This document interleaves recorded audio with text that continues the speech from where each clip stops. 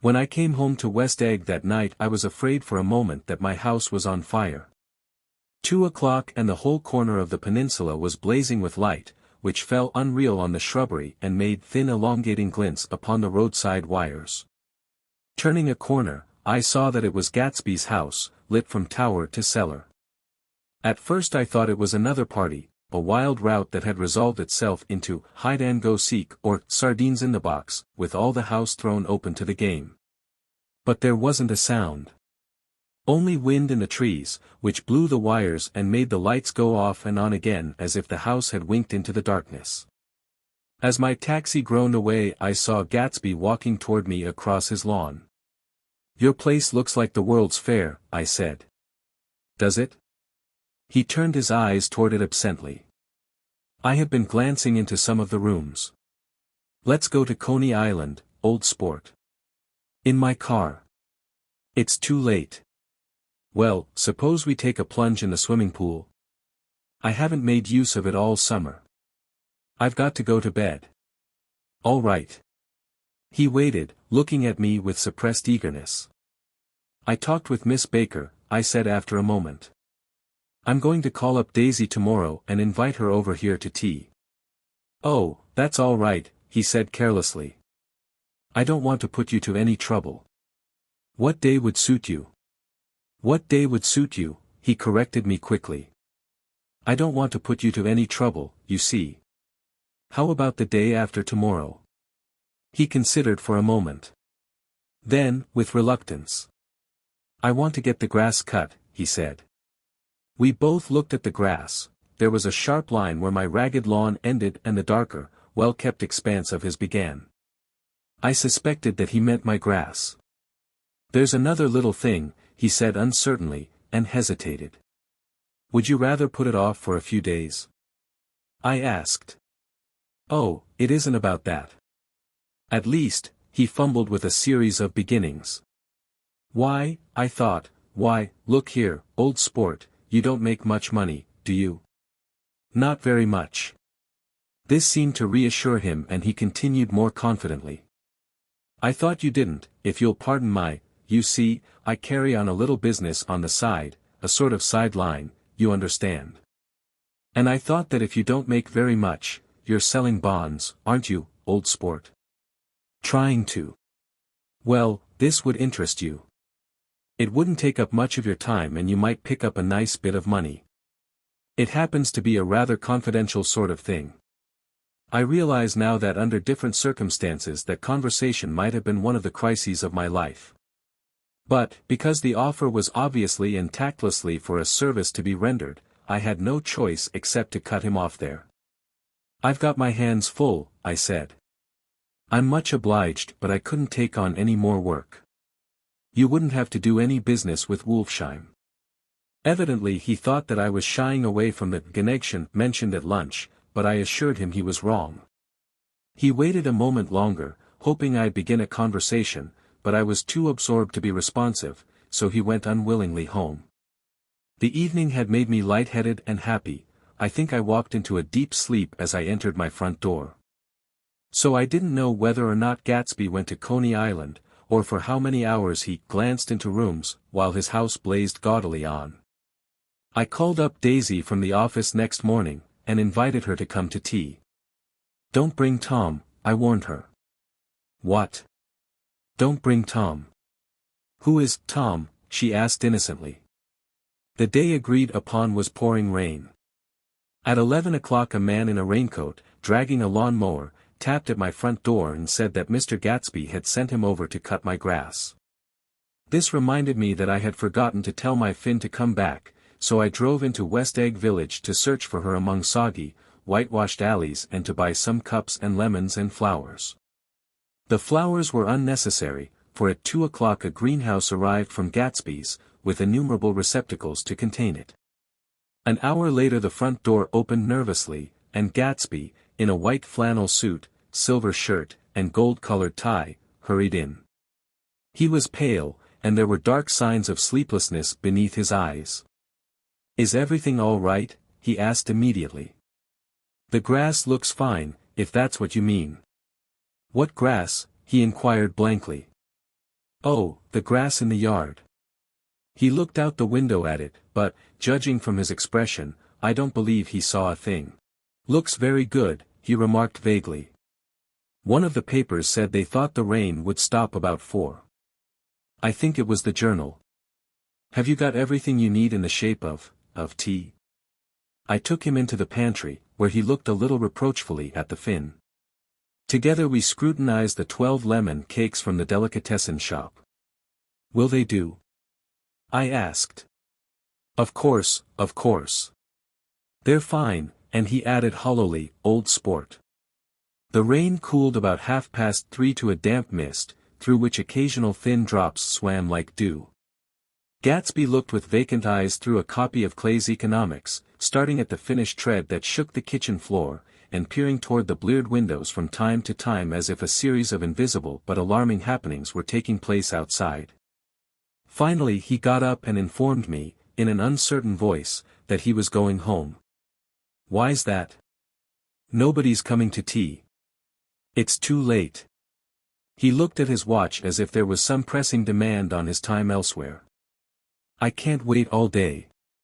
Don't be silly, it's just 2 minutes to 4.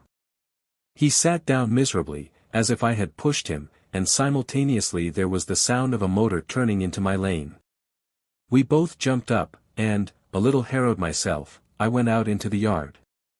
Under the dripping bare lilac trees a large open car was coming up the drive. It stopped.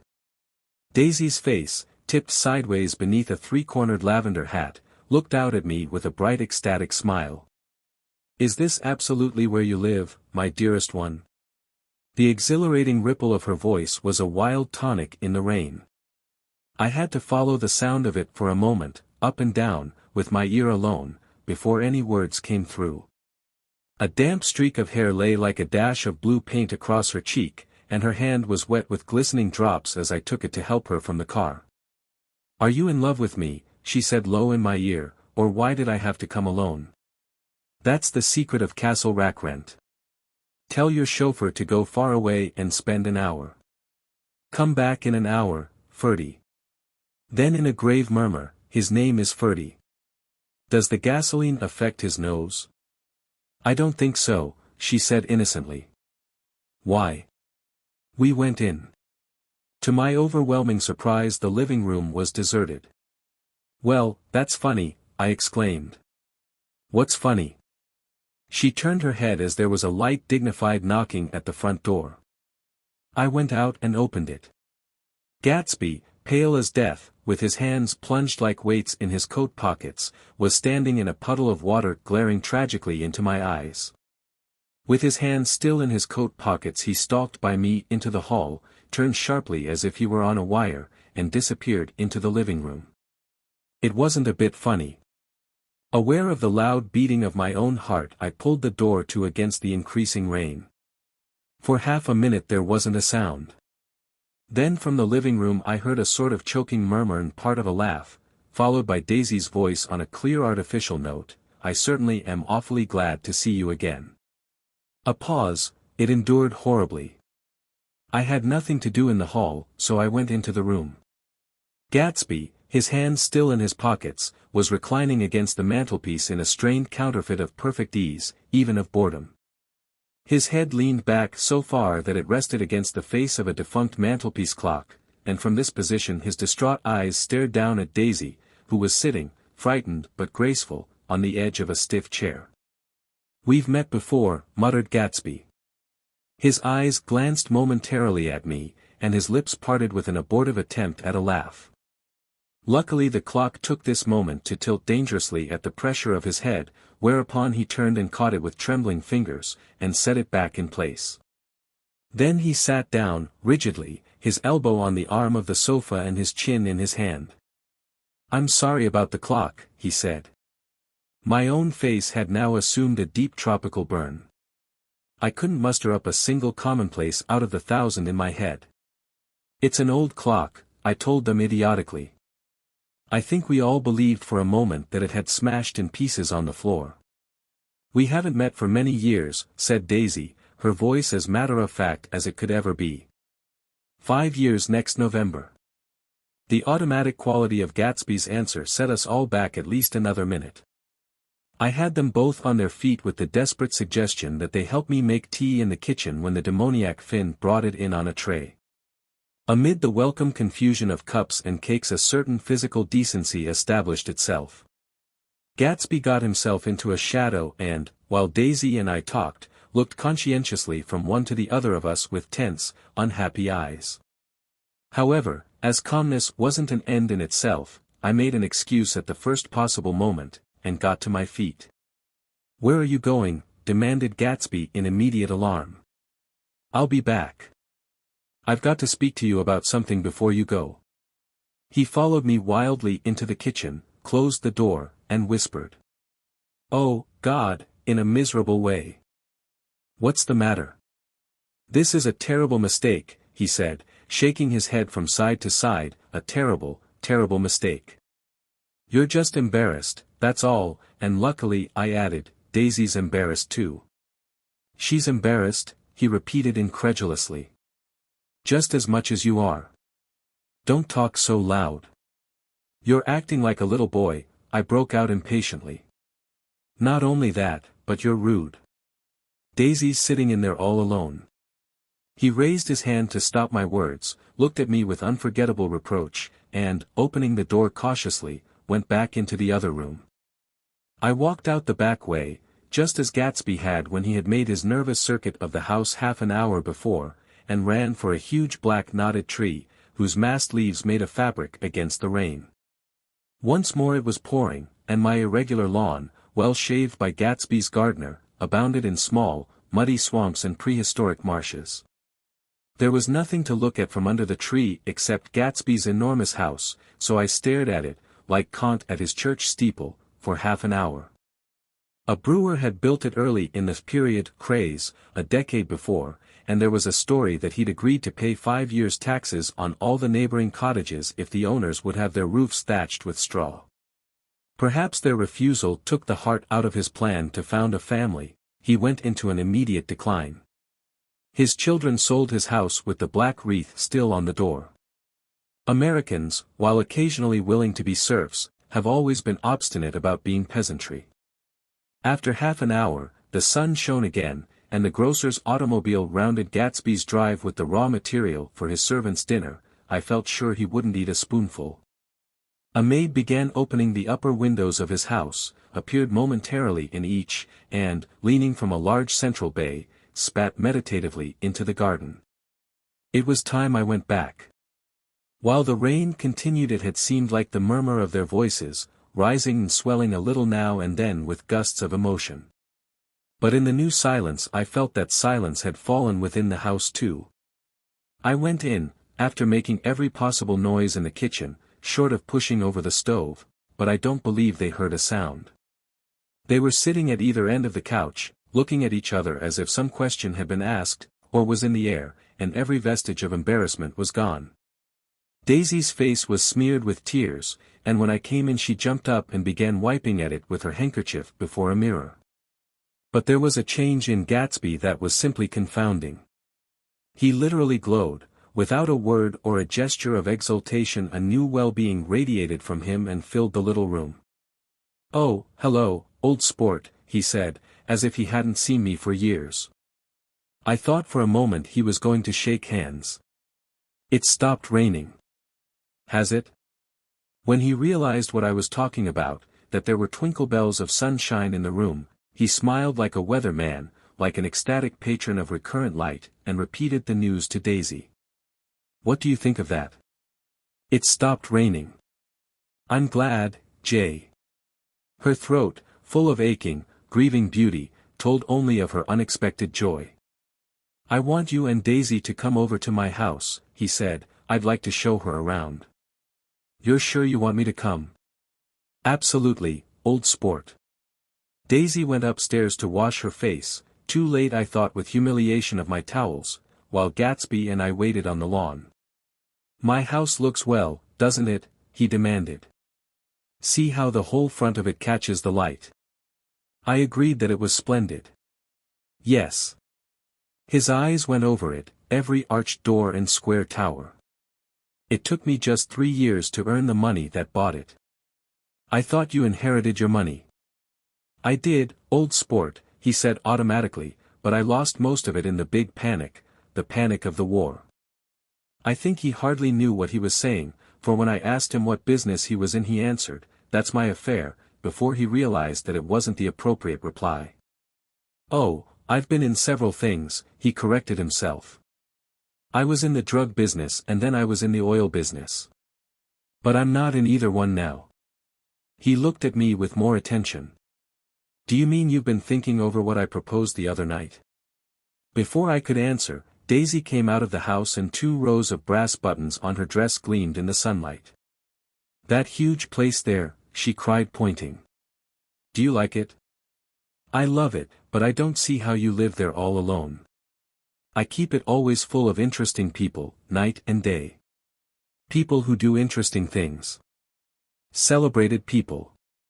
Instead of taking the short cut along the Sound, we went down the road and entered by the big postern.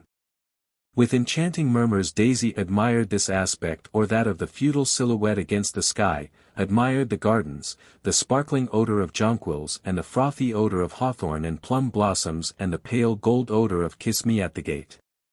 It was strange to reach the marble steps and find no stir of bright dresses in and out the door, and hear no sound but bird voices in the trees.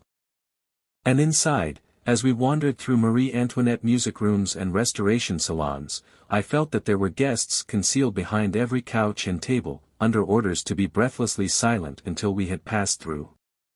As Gatsby closed the door of the Merton College Library, I could have sworn I heard the owl-eyed man break into ghostly laughter.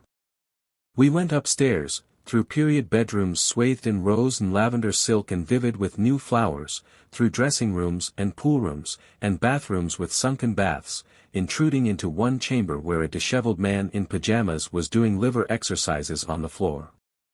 It was Mr. Klipspringer, the boarder. I had seen him wandering hungrily about the beach that morning. Finally we came to Gatsby's own apartment, a bedroom and a bath, and an Adam study, where we sat down and drank a glass of some chartreuse he took from a cupboard in the wall. He hadn't once ceased looking at Daisy, and I think he revalued everything in his house according to the measure of response it drew from her well-loved eyes. Sometimes, too, he stared around at his possessions in a dazed way, as though in her actual and astounding presence none of it was any longer real. Once he nearly toppled down a flight of stairs. His bedroom was the simplest room of all, except where the dresser was garnished with a toilet set of pure dull gold. Daisy took the brush with delight and smoothed her hair, whereupon Gatsby sat down and shaded his eyes and began to laugh. "It's the funniest thing, old sport," he said hilariously. "I can't, when I try to." He had passed visibly through 2 states and was entering upon a third. After his embarrassment and his unreasoning joy he was consumed with wonder at her presence. He had been full of the idea so long, dreamed it right through to the end, waited with his teeth set, so to speak, at an inconceivable pitch of intensity. Now, in the reaction, he was running down like an overwound clock.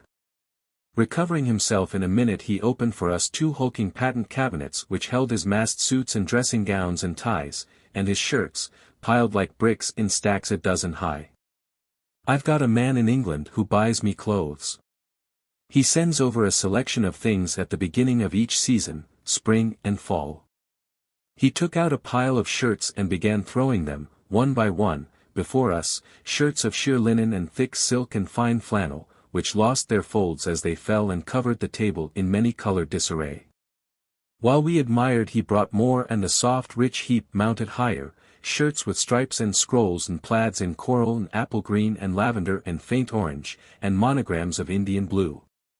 Suddenly, with a strained sound, Daisy bent her head into the shirts and began to cry stormily. "They're such beautiful shirts," she sobbed, her voice muffled in the thick folds. "It makes me sad because I've never seen such beautiful shirts before." After the house, we were to see the grounds and the swimming pool, and the hydroplane and the midsummer flowers, but outside Gatsby's window it began to rain again, so we stood in a row looking at the corrugated surface of the Sound. "If it wasn't for the mist we could see your home across the bay," said Gatsby. You always have a green light that burns all night at the end of your dock. Daisy put her arm through his abruptly, but he seemed absorbed in what he had just said. Possibly it had occurred to him that the colossal significance of that light had now vanished forever. Compared to the great distance that had separated him from Daisy, it had seemed very near to her, almost touching her. It had seemed as close as a star to the moon. Now it was again a green light on a dock. His count of enchanted objects had diminished by one. I began to walk about the room, examining various indefinite objects in the half-darkness. A large photograph of an elderly man in yachting costume attracted me, hung on the wall over his desk. "Who's this?" "That? That's Mr. Dan Cody, old sport." The name sounded faintly familiar. "He's dead now. He used to be my best friend years ago." There was a small picture of Gatsby, also in yachting costume, on the bureau, Gatsby with his head thrown back defiantly, taken apparently when he was about 18. "I adore it," exclaimed Daisy. "The pompadour. You never told me you had a pompadour, or a yacht." "Look at this," said Gatsby quickly. "Here's a lot of clippings, about you." They stood side by side examining it. I was going to ask to see the rubies when the phone rang, and Gatsby took up the receiver. "Yes. Well, I can't talk now." "I can't talk now, old sport. I said a small town. He must know what a small town is." "Well, he's no use to us if Detroit is his idea of a small town." He rang off. "Come here quick," cried Daisy at the window. The rain was still falling, but the darkness had parted in the west, and there was a pink and golden billow of foamy clouds above the sea. "Look at that," she whispered, and then, after a moment, "I'd like to just get one of those pink clouds and put you in it and push you around." I tried to go then, but they wouldn't hear of it. Perhaps my presence made them feel more satisfactorily alone. "I know what we'll do," said Gatsby, "we'll have Klipspringer play the piano." He went out of the room calling Ewing, and returned in a few minutes accompanied by an embarrassed, slightly worn young man, with shell-rimmed glasses and scanty blonde hair. He was now decently clothed in a sport shirt, open at the neck, sneakers, and duck trousers of a nebulous hue. "Did we interrupt your exercises?" inquired Daisy politely. "I was asleep," cried Mr. Klipspringer, in a spasm of embarrassment. "That is, I'd been asleep. Then I got up." "Klipspringer plays the piano," said Gatsby, cutting him off. "Don't you, Ewing, old sport?" "I don't play well." I hardly play at all. I'm all out of prac." "We'll go downstairs," interrupted Gatsby. He flipped a switch. The grey windows disappeared as the house glowed full of light. In the music room Gatsby turned on a solitary lamp beside the piano. He lit Daisy's cigarette from a trembling match, and sat down with her on a couch far across the room, where there was no light save what the gleaming floor bounced in from the hall. When Klipspringer had played the Love Nest, he turned around on the bench and searched unhappily for Gatsby in the gloom. "I'm all out of practice, you see. I told you I couldn't play. I'm all out of prac." "Don't talk so much, old sport," commanded Gatsby. "Play. In the morning. In the evening. Ain't we got fun?" Outside the wind was loud and there was a faint flow of thunder along the sound. All the lights were going on in West Egg now, the electric trains, men carrying, were plunging home through the rain from New York. It was the hour of a profound human change, and excitement was generating on the air. One thing's sure and nothing's surer. The rich get richer and the poor get children. In the meantime. In between time. As I went over to say goodbye, I saw that the expression of bewilderment had come back into Gatsby's face, as though a faint doubt had occurred to him as to the quality of his present happiness. Almost 5 years. There must have been moments even that afternoon when Daisy tumbled short of his dreams, not through her own fault, but because of the colossal vitality of his illusion. It had gone beyond her, beyond everything. He had thrown himself into it with a creative passion, adding to it all the time, decking it out with every bright feather that drifted his way. No amount of fire or freshness can challenge what a man will store up in his ghostly heart. As I watched him, he adjusted himself a little, visibly. His hand took hold of hers, and as she said something low in his ear he turned toward her with a rush of emotion. I think that voice held him most, with its fluctuating, feverish warmth, because it couldn't be overdreamed. That voice was a deathless song. They had forgotten me, but Daisy glanced up and held out her hand. Gatsby didn't know me now at all. I looked once more at them and they looked back at me, remotely, possessed by intense life. Then I went out of the room and down the marble steps into the rain, leaving them there together.